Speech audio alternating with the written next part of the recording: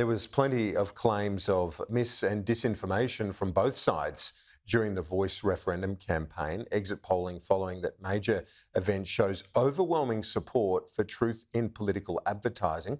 Joining me now is the independent member for Warringah Zali Steggall. Zali Steggall, thanks for your time. Next week, in fact, you're going to be introducing a bill to deal with this issue. Can you explain to our viewers what you're thinking and how it would work?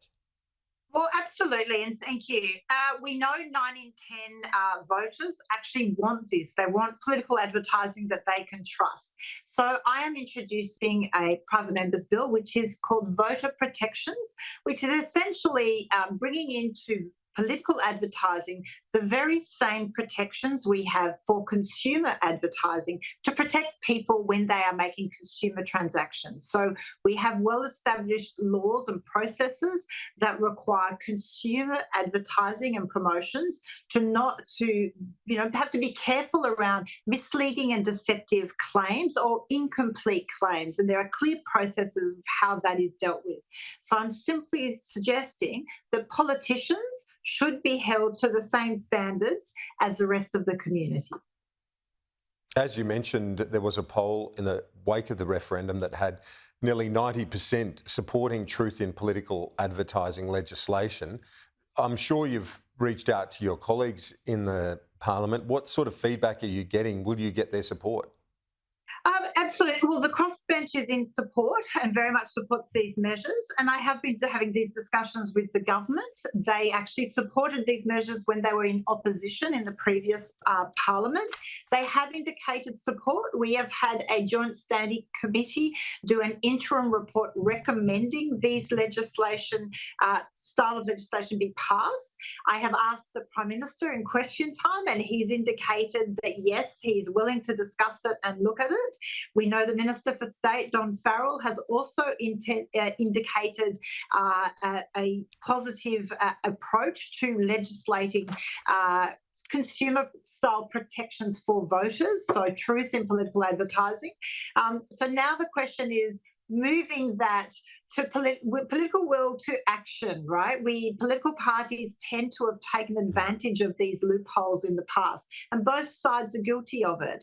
And so the question is, faced with such a consensus from voters to want this greater standard in political advertising, will they find the political will? So the crossbench is in support. I know many backbenchers are in support. The question now, is the government going to step up to the task?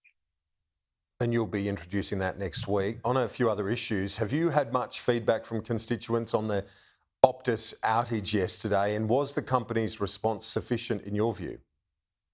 Look, absolutely, and it really highlighted our incredible reliance on our mobile phones and just how much of our business and our models, very few people have landlines these days. So it is incredibly damaging and concerning for businesses, especially small local businesses that heavily rely on it, and individuals that are vulnerable or isolated. The hearing that triple O calls couldn't be made is incredibly concerning. So I think there needs to be a full and frank disclosure by Optus as to what the nature of the problem was, so that everyone can really assess that and assess their risk and exposure.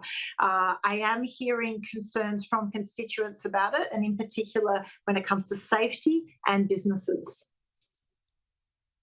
On to the IR changes, the members of the crossbench in the Senate secured the passage of a few non-controversial elements of the government's IR proposals. Would you like to see the government allow that become law, those elements, when it returns to the lower house next week?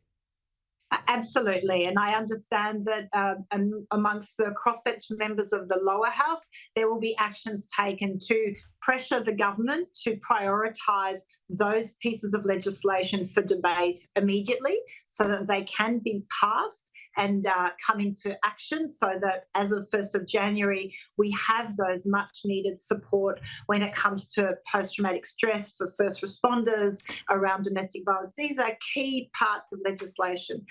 I've had a number of meetings over the last few months around this legislation, and I have been critical of the government of presenting such an omnibus style legislation, right? It's over 800 pages. It covers a lot of areas, some a lot more contentious than others. And the government is doing a little bit of being a bit tricky about this by wanting to push through or pressure the support of the contentious because of the non-contentious bits. So here's an opportunity for the government to show they are genuine and to pass these urgent pieces of legislation. Zali Steggall, thanks for your time. We'll talk to you soon. Thank you.